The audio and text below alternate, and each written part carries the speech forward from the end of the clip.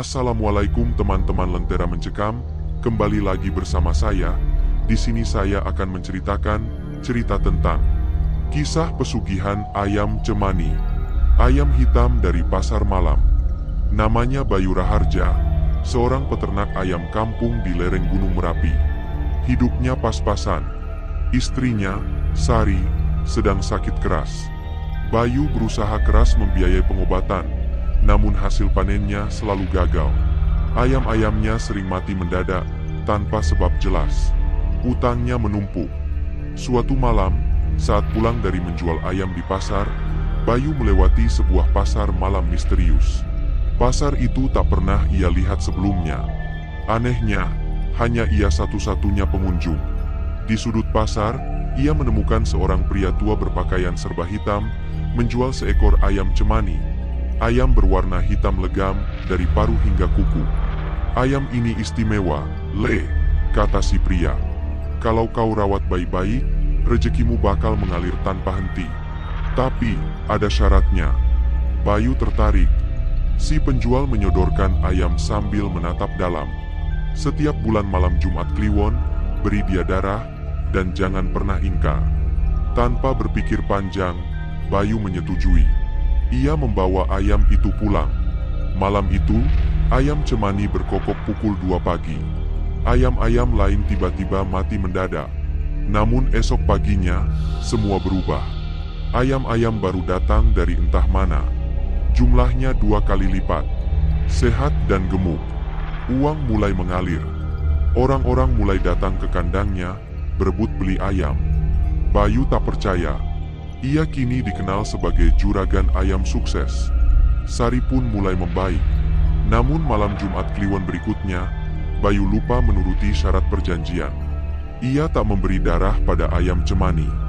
Dan saat ia tidur, ayam itu masuk ke dalam mimpinya. Berwujud manusia bertubuh bulu hitam, bermata merah, dan bertaring panjang. Ia mengeluarkan suara menggelegar. Kau telah ingkar. Bayar dengan darah atau dengan nyawamu. Bayu terbangun, tubuhnya penuh luka goresan. Dan di depan kandang, ia melihat anak tetangganya yang hilang tergantung, berlumur darah. Dengan leher penuh bekas cakaran ayam. Darah pertama, jiwa pertama. Seisi desa geger. Anak tetangga Bayu ditemukan tewas, tubuhnya tergantung di pohon dekat kandang ayam Bayu. Tubuhnya penuh luka, dan anehnya, jantungnya hilang. Bayu ketakutan. Ia tahu ini bukan kebetulan. Tapi saat polisi datang dan menyelidiki, tak ada bukti keterlibatan Bayu. Bahkan jejak darah korban mengarah ke kandang ayam. Namun di sana bersih, seperti habis disapu rapi. Kok bisa bersih gitu ya kandangnya? Tanya salah satu warga. Bayu pura-pura tak tahu. Tapi malam harinya, ia menyelinap ke kandang dan menatap ayam cemani miliknya. Ayam itu menatap balik. Mata hitamnya seperti menembus jiwa. Sudah kubilang, kalau kau ingkar, tumbal akan dipilihkan. Terdengar suara dari balik kegelapan kandang. Bayu ketakutan.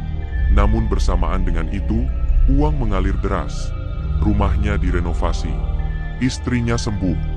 Bahkan ia membuka cabang peternakan di desa sebelah. Tiap malam Jumat Kliwon, Bayu mulai mengikuti syarat pesugihan. Ia menyembelih ayam biasa, lalu meneteskan darahnya ke tanah, tepat di depan kandang ayam cemani. Namun lambat laun, darah ayam tak cukup lagi. Malam itu, ayam cemani kembali muncul dalam mimpi Bayu, namun kini dalam wujud yang lebih jelas. Tubuh manusia, kepala ayam, bulu hitam pekat, dan taring panjang yang meneteskan darah. Darah ayam tak lagi cukup. Berikan manusia, atau segalanya akan kami ambil kembali. Bayu terbangun sambil teriak. Tubuhnya penuh lebam. Di bawah tempat tidurnya, ada kepala ayam cemani, tergeletak dengan mata masih terbuka lebar. Pagi harinya, kabar buruk datang. Salah satu pekerja kandangnya hilang. Tak lama kemudian, jasadnya ditemukan di sungai, tanpa jantung dan hati. Bayu pura-pura sedih. Namun dalam hati, ia tahu, itulah tumbal keduanya. Tumbal ketiga, cinta yang terluka. Bayu semakin tenggelam dalam pesugihan ayam cemani. Kandangnya kini menjadi salah satu peternakan ayam terbesar di desa, dengan puluhan ayam cemani yang setiap bulan menghasilkan uang yang tak terhitung jumlahnya. Sari, istrinya, sembuh total, lebih cantik, lebih muda. Kehidupan mereka seakan tak tergoyahkan. Namun, malam Jumat Kliwon semakin menjadi mimpi buruk bagi Bayu. Setiap kali ia memberikan darah, ayam cemani selalu meminta lebih. Kini, bukan hanya ayam yang dibutuhkan, tetapi juga manusia. Pada suatu malam, Bayu terbangun dengan rasa takut yang lebih dalam dari sebelumnya. Ayam cemani itu datang lagi dalam mimpi. Kali ini, suaranya terdengar lebih tajam, lebih mengancam. Malam ini, manusia pertama, kau harus memilih, Bayu. Jika tidak, kami yang akan memilih untukmu. Bayu gemetar. Ia merasa semakin terperangkap dalam keserakahan yang tak bisa dihentikan. Sari, yang sudah semakin curiga dengan perubahan Bayu, mulai bertanya-tanya. Kenapa Bayu selalu mematung setelah Jumat Kliwon? Kenapa wajahnya selalu tampak pucat dan ketakutan? Di tengah pergolakan batinnya, datanglah Lina, adik sepupu Sari, yang baru saja datang dari kota. Lina yang ceria dan penuh semangat menjadi teman dekat Sari. Namun di balik keramahan itu, Lina menyimpan ketertarikan yang lebih dalam terhadap Bayu. Ia sering menggoda Bayu dengan senyum manis dan tatapan penuh makna. Suatu malam, Bayu menemukan Lina berdiri di depan kandang ayam, menatap ayam cemani dengan tatapan kosong. Ia merasa cemas, tetapi Lina malah tersenyum tipis. Ayam-ayam ini, apakah mereka benar-benar membawa keberuntungan, Bang Bayu? Tanyanya, masih menatap ayam cemani dengan mata yang tak berkedip. Bayu merinding. Ia berusaha menghindar, namun Lina sudah menginjakkan kaki ke dalam perangkap. Lina sudah tahu lebih banyak daripada yang Bayu kira. Di malam Jumat Kliwon berikutnya, Bayu mendapat peringatan yang lebih nyata. Lina menghilang. Tak ada yang tahu kemana ia pergi. Pencarian ke seluruh desa tak membuahkan hasil. Hanya ada jejak darah di sekitar kandang ayam. Sari semakin panik. Bayu, apa yang terjadi? Di mana Lina? Bayu hanya bisa diam. Matanya mengarah ke ayam cemani yang kini menatapnya tajam. Sesosok bayangan muncul di belakang ayam. Makhluk bertubuh manusia, kepala ayam, dan cakar besar yang bersinar merah. Kau sudah memilih, Bayu. Ini adalah hasilnya. Tumbal ketiga telah dikorbankan. Kami menunggumu. Suara itu terdengar mengerikan. Bayu berlari keluar, tapi tubuhnya terasa kaku. Seperti ada yang menahan, mengendalikan setiap gerakan. Sari terjatuh, berlutut di tanah, menangis. Bayu, apa yang sudah kau lakukan? Bayu akhirnya berteriak, merasa hancur. Dia tahu ia telah membayar harga yang sangat mahal untuk keserakahan yang telah membutakan hatinya. Namun tak ada yang bisa mengubahnya lagi. Darah Lina, tumbal ketiga, telah tumpah ke tanah. Panggilan malam terakhir. Desa Karangrejo kini dilanda ketakutan.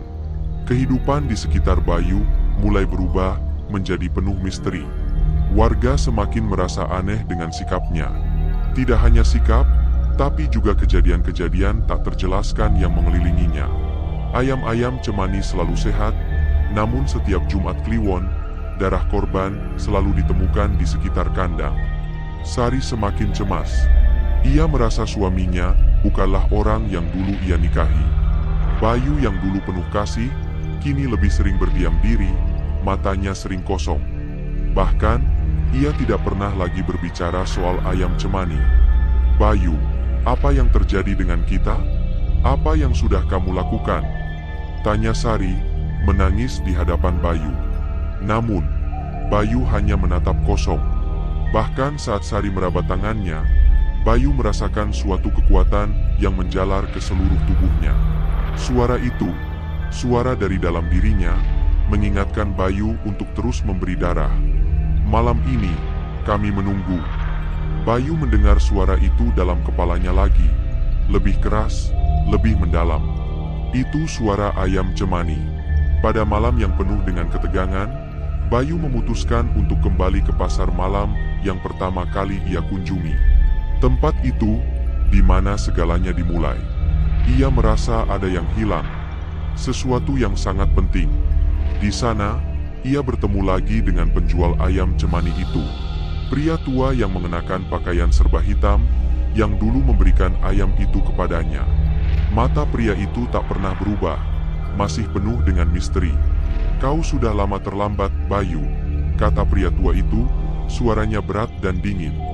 "Kau sudah memakannya. Kekuatan dari ayam cemani sudah merasuk ke dalam darahmu." Bayu gemetar. Ia merasa jantungnya berhenti berdetak sejenak. Aku tak tahu harus bagaimana." Bayu hampir menangis. Pria itu tersenyum tipis, lalu mengeluarkan sebuah keris hitam. "Kau harus memilih, Bayu. Apakah kau ingin membebaskan dirimu dari ini semua? Atau kau ingin terus hidup dalam keserakahan? Apa yang harus kulakukan?" tanya Bayu dengan suara penuh kebingungan. Pria itu memberikan keris itu padanya dan berkata, "Hanya satu pilihanmu yang benar. Dengan keris ini, kau bisa menghancurkan pesugihanmu, namun dengan harga yang sangat mahal. Darahmu sendiri." Bayu melihat keris itu dengan penuh rasa takut. Di bagian belakang keris, ada ukiran sebuah ayam cemani yang terukir dengan darah yang sudah lama mengering. "Kau tidak akan bisa lari dari pilihan ini, Bayu. Setiap Jumat Kliwon, kita datang untuk menagih." Bayu mengerti bahwa ia telah terperangkap. Apapun yang ia pilih, ia akan kehilangan sesuatu yang sangat berharga. Tetapi saat ini, ia sudah kehabisan pilihan. Bayu kembali pulang dengan keris itu. Ia membawa beban yang sangat berat. Malam itu, suara ayam cemani terdengar lebih keras dari sebelumnya. Bayu tahu, malam ini adalah malam terakhir. Malam penentu nasibnya. Sari bangun tengah malam dan melihat Bayu yang sedang berdiri di depan kandang, memegang keris hitam itu. Darah mengalir dari tangannya. Bayu menyayat dirinya sendiri, memberikan darahnya pada ayam cemani. Tapi darah itu terasa berbeda, lebih gelap, lebih kental. "Bayu, apa yang kamu lakukan?" teriak Sari dengan penuh ketakutan. Bayu hanya tersenyum dengan wajah yang penuh kesedihan. "Aku harus mengakhiri ini, Sari, atau kita semua akan mati." Namun, saat keris itu menyentuh tanah, sesuatu yang mengerikan terjadi. Ayam cemani mengeluarkan suara yang sangat menakutkan. Tubuh Bayu tiba-tiba terlempar ke udara dan jatuh terkulai. Sari berlari ke arahnya, namun hanya ada sesosok makhluk mengerikan di tempat Bayu berdiri. Sebuah makhluk dengan tubuh ayam dan wajah manusia, berdiri menatapnya dengan mata merah menyala. "Kau sudah memilih, Bayu. Ini adalah akhir dari perjalananmu." Dan dalam sekejap, Bayu hilang, terhisap oleh kegelapan. Sari kini berdiri sendirian di depan kandang ayam cemani yang kosong. Segalanya telah berubah. Tidak ada lagi Bayu, tidak ada lagi kekayaan. Semuanya hilang dalam sekejap. Namun, saat Sari menatap ke arah keris yang tergeletak di tanah, ia melihat bayangan ayam cemani kembali muncul, seolah-olah menyambutnya untuk langkah selanjutnya. Jejak darah yang tak terhapus. Sari berdiri terpaku di depan kandang ayam cemani yang kini kosong. Bayu telah hilang, dan hanya meninggalkan keris hitam yang masih tergeletak di tanah. Wajah Sari pucat, tubuhnya menggigil. Apa yang terjadi? Di mana suaminya? Desa Karangrejo mulai merasakan dampak dari hilangnya Bayu. Peternakan ayam cemani yang dulunya begitu menguntungkan kini terbengkalai. Tidak ada lagi ayam cemani yang berkeliaran di kandang, hanya sebuah kehampaan yang membalut udara malam. Namun, Sari merasa ada sesuatu yang tidak beres. Malam itu, saat ia berusaha tidur, ia mendengar suara berkokok dari jauh. Kokok ayam cemani, sangat keras dan penuh kekuatan. Suara itu datang dari kedalaman malam yang sunyi. Sari merasa ada yang mengawasi. Bayu sudah pergi, namun suara ayam itu masih menggema. Suara itu seperti panggilan. Sari mengingat kembali peringatan Bayu sebelum ia hilang. Kau harus mengakhiri ini, Sari. Jika tidak, kita semua akan mati. Keesokan paginya, Sari kembali ke rumah, menatap keris hitam itu dengan rasa takut. Bayu menghilang begitu saja, tapi ada perasaan yang lebih gelap yang mengintai dirinya. Di dalam hati, ia merasa terikat pada apa yang telah terjadi, perjanjian yang dilakukan suaminya dengan ayam cemani. Tak lama kemudian, seorang pria misterius datang ke rumah Sari. Pria itu tampak seperti pengelana tua, wajahnya keras dan suram. Ia mengaku berasal dari desa lain, namun entah kenapa, wajahnya terasa familiar bagi Sari. "Aku tahu tentang pesugihan ini," kata pria itu dengan suara berat. "Dan aku tahu apa yang terjadi pada suamimu." Sari terkejut. "Apa yang kamu tahu tentang Bayu? Apa yang sebenarnya terjadi?" Pria itu mendekat, memandang Sari dengan tatapan tajam. Matanya kosong, namun penuh dengan kebijaksanaan yang menakutkan. "Pesugihan ini bukan hanya tentang uang atau kekayaan," kata pria itu pelan. "Ini tentang jiwa. Setiap tumbal yang diambil, mereka akan kembali. Dan mereka akan membawa lebih banyak penderitaan." Sari merasa hatinya berat. "Lalu, apa yang harus kulakukan? Aku tak tahu harus bagaimana." Pria itu mengangguk perlahan. Satu-satunya cara untuk mengakhiri kutukan ini adalah dengan mengembalikan ayam cemani ke tempat asalnya. Di dalam kegelapan gunung itu, tempat pertama kali kau menemui pasar malam. Sari terpaku. Apakah ini artinya Bayu harus kembali? Malam itu, Sari pergi ke tempat yang dikatakan pria tua itu. Di balik kaki Gunung Merapi, tempat yang dulu dikenal sebagai pasar malam misterius. Seiring perjalanan malam yang semakin gelap, suara ayam cemani semakin terdengar, seolah memanggilnya untuk mendekat. Saat ia sampai di sebuah tempat yang tak ia kenali, ia melihat lampu-lampu redup yang muncul di antara pepohonan. Pasar malam itu kembali muncul, namun kali ini suasananya sangat berbeda. Pasar itu dipenuhi oleh makhluk-makhluk bayangan, sosok-sosok gelap yang tak tampak jelas. Di tengah kerumunan itu, Bayu muncul, namun bukan seperti yang Sari kenal. Wajahnya pucat, matanya kosong.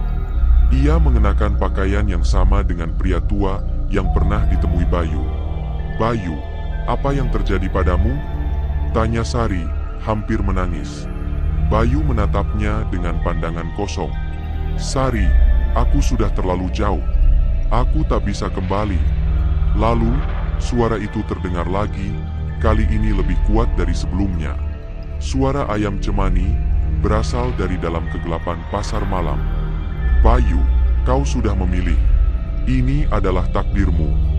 Bayu tiba-tiba mengangkat tangan. Keris hitam yang dulu diberikan kepadanya kini berubah. Ujungnya tersembulkan darah hitam. "Sari, kau harus pergi. Jika tidak, kita semua akan hancur." Sari merasakan tubuhnya tertarik ke dalam kegelapan.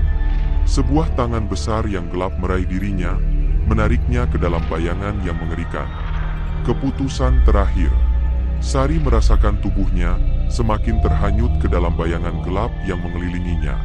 Sepertinya Bayu sudah menjadi bagian dari kegelapan itu, kehilangan jiwanya untuk selamanya.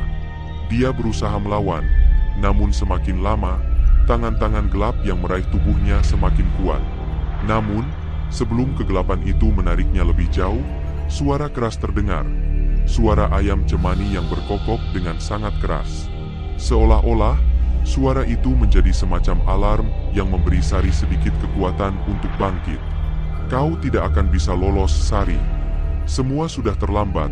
Terdengar suara yang familiar. Suara ayam cemani yang selalu menghantui Bayu dan dirinya.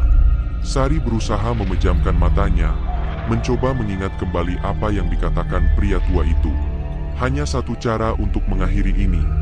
Kembalikan ayam cemani ke tempat asalnya, tempat pertama kali mereka menemui pasar malam yang penuh misteri. Namun, bagaimana mungkin dia bisa melakukannya ketika bayangan itu sudah begitu mengikat dirinya? Di depan Sari, Bayu berdiri, matanya kosong. Tubuhnya mulai pudar seperti bayangan yang terhapus oleh cahaya. "Bayu, bangun. Ini bukan kamu. Aku tahu ini bukan kamu." teriak Sari dengan penuh harapan. Namun, Bayu hanya menatapnya dengan tatapan yang hampa. Bayu bukan lagi dirinya yang dulu. Dia adalah bagian dari ayam cemani, bagian dari kutukan yang tak dapat dihindari. Sari, aku sudah menjadi bagian dari mereka, kata Bayu dengan suara yang penuh kehampaan. Jika kau ingin menyelamatkan dirimu, kau harus pergi. Tapi, jika kau ingin bersama aku, maka kau harus menjadi bagian dari mereka juga. Sari menangis. Dia tahu tak ada lagi jalan untuk kembali. Namun, suatu kekuatan aneh mengalir dalam dirinya, sebuah dorongan kuat untuk mengakhiri pesugihan ini, meskipun itu berarti mengorbankan semuanya. Dengan tekad yang semakin bulat, Sari memegang keris hitam yang ditinggalkan Bayu. Keris itu memancarkan cahaya gelap, seolah-olah mengingatkannya akan pilihan yang harus diambil. Ia mulai berjalan menuju arah yang ditunjukkan oleh suara ayam cemani, yang semakin lama semakin jelas. Di tengah malam yang pekat, Sari akhirnya tiba di sebuah tempat yang tampak seperti sebuah altar. Di sana, ada sebuah patung ayam cemani yang terbuat dari batu hitam, dikelilingi oleh darah yang mengering di tanah. Tempat ini terasa begitu asing, namun Sari tahu bahwa ini adalah tempat yang disebutkan oleh pria tua itu. Saat ia mendekat, suara ayam cemani kembali terdengar, kali ini lebih keras dan mengerikan. Ayam-ayam itu seolah-olah berkumpul di sekitar altar, menatap Sari dengan mata merah menyala. Dengan tangan gemetar, Sari meletakkan keris hitam di tanah, tepat di bawah patung ayam cemani. Darahnya sendiri mulai mengalir keluar dari tangannya, seperti menanggapi panggilan yang tak bisa ditolak. Ini adalah akhir dari perjalananmu, Sari. Terdengar suara yang menggema, kali ini lebih banyak, lebih mengerikan. Bayu, yang kini terhanyut dalam kegelapan, berdiri di belakangnya, tampak terhisap oleh kekuatan yang lebih besar dari dirinya.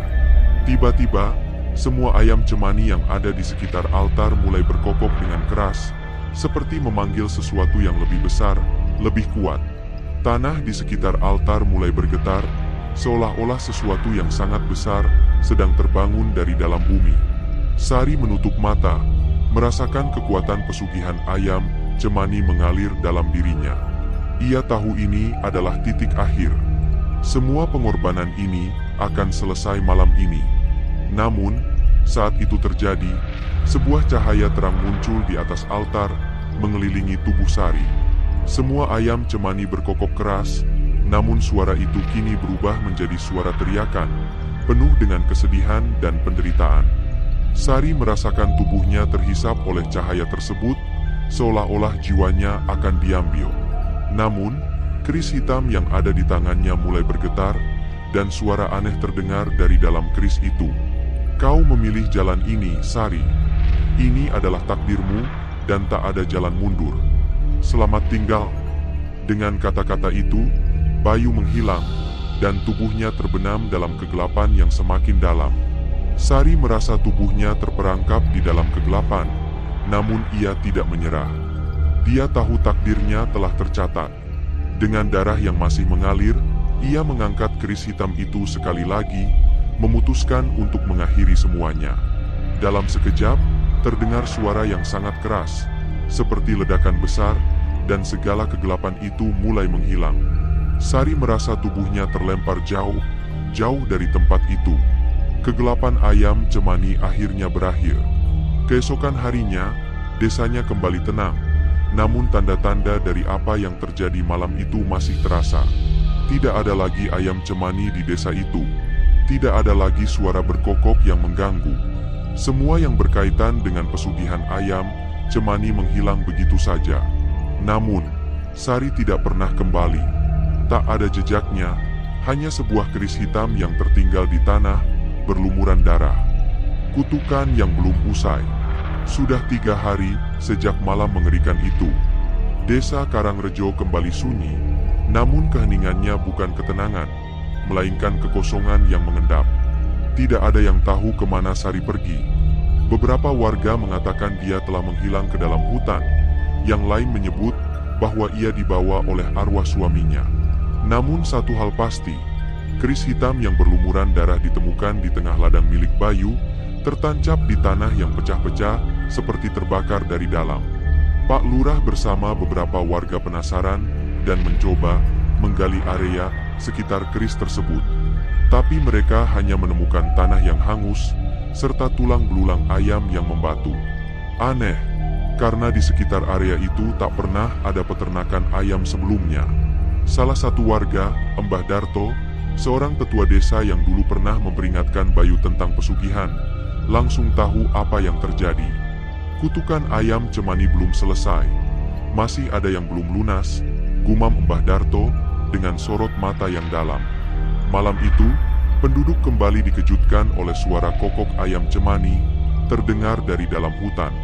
Padahal tidak ada satu ekor ayam pun yang tinggal di desa itu sejak kejadian Bayu dan Sari menghilang. Seorang pemuda, Gilang, keponakan Bayu yang baru kembali dari kota, merasa terpanggil untuk mencari tahu. Ia mendatangi rumah kosong Bayu dan Sari yang sudah dipenuhi debu dan laba-laba. Di dalam kamar utama, ia menemukan sebuah buku tua bertuliskan tangan Sari sendiri. Buku itu adalah diari rahasia Sari yang menceritakan semua tentang pesugihan ayam cemani, tentang tumbal darah, ritual malam, dan perjanjian yang tak bisa dibatalkan. Di halaman terakhir tertulis, "Jika kau membaca ini, maka keturunan kami telah ditandai. Jangan pernah mendekat ke altar ayam itu, atau kau akan menjadi pengganti." Gilang gemetar. Ia sadar bahwa kutukan ini belum selesai, dan kini sedang mencari korban baru. Malam berikutnya, Gilang bermimpi aneh. Ia melihat Bayu dan Sari berdiri di tengah hutan, dengan tubuh yang mulai membusuk. Mereka menatapnya dengan mata kosong, sambil menunjuk ke arah barat, tempat altar ayam cemani berada. "Kau adalah penerus kami, Gilang. Darah keluarga ini telah terikat. Datanglah." Gilang terbangun dalam keadaan mandi keringat. Tapi yang paling mengejutkan, kakinya penuh lumpur, seolah ia benar-benar berjalan ke dalam hutan dalam tidurnya. Di luar rumah, suara ayam cemani kembali terdengar. Kali ini lebih dekat dan lebih banyak. Gilang memutuskan untuk mengakhiri semua ini. Ia membawa buku harian Sari, keris hitam yang ia temukan kembali di kamar, dan menuju hutan seorang diri. Saat ia sampai di altar, tempat itu berubah drastis. Kini ada 5 patung ayam cemani berjejer, masing-masing memancarkan aura mencekam. Gilang meletakkan buku dan keris di altar sambil membakar dupa, seperti dalam ritual yang tertulis. Namun, saat api membakar buku itu, tanah kembali bergetar, dan dari balik pepohonan muncul bayangan hitam yang mengerikan. "Kau pikir kutukan ini bisa dihentikan dengan membakar buku?" Terdengar suara parau dari dalam bayangan. Dari kegelapan itu, muncul sesosok makhluk bertubuh ayam, namun berwajah manusia, muka Bayu yang telah membusuk. "Kami butuh darah dari garis keturunan." Gilang mulai lari, namun akar-akar pohon seperti hidup dan menjerat kakinya. Di langit, bulan merah menggantung, dan puluhan ayam cemani berterbangan di udara, sebuah pemandangan mustahil. Akhir dari sebuah kutukan. Jeritan Gilang menggema di tengah hutan. Akar-akar hidup mencengkeram tubuhnya, sementara makhluk berbadan ayam dan berwajah manusia, Bayu, kini sepenuhnya menjadi peliharaan pesugihan, melangkah mendekat. "Darahmu akan memperpanjang perjanjianku, dan kutukan ini akan terus hidup." Gilang berteriak, meronta sekuat tenaga. Tapi semua sia-sia. Tubuhnya sudah terjerat seperti kepompong. Ayam-ayam cemani di sekelilingnya kini menari liar dalam lingkaran. Matanya menyala merah, suaranya seperti tawa iblis. Namun tiba-tiba, dari dalam saku jaket Gilang, jatuh sebuah liontin. Liontin kecil milik Sari yang dulu sempat ia simpan sewaktu kecil. Saat liontin itu menyentuh tanah, cahaya putih terang meledak dari dalam tanah, membuat semua makhluk itu mundur. Bayu menjerit kesakitan. Tubuhnya mengelupas, kulit membusuk, tulangnya terlepas satu persatu. Makhluk-makhluk berbentuk ayam itu mulai terbakar satu persatu, meleleh menjadi darah hitam yang menyerap ke tanah. Gilang memanfaatkan kesempatan itu. Dengan sisa tenaganya, ia menusukkan keris hitam ke tengah altar sambil menyebut nama-nama yang tertulis di buku harian Sari, sebuah penggalan mantra penutup pesugihan yang dulu belum sempat dilafalkan. Kembalilah ke alam gelapmu, pesugihan ini aku putuskan malam ini. Tanah pun mulai retak. Altar ayam cemani roboh ke dalam lubang besar yang terbuka. Suara tangisan, jeritan, dan kokokan bersatu dalam kekacauan mengerikan. Bayu terakhir kali memandang Gilang, kali ini dengan wajah manusia. Air mata menetes dari wajah hancurnya. Terima kasih, akhirnya, aku bebas. Lalu Bayu pun tersedot ke dalam lubang gelap itu. Bersama altar, ayam-ayam cemani, dan kutukan yang telah berlangsung bertahun-tahun. Tanah perlahan kembali tertutup. Pagi harinya, Gilang ditemukan pingsan di tepi hutan oleh warga. Tubuhnya penuh luka, tapi ia selamat. Namun sejak hari itu, ia tidak pernah bisa berbicara lagi, seolah-olah jiwanya kehilangan suara. Hanya satu hal yang masih ia genggam erat saat ditemukan. Liontin Sari hangus terbakar sebagian.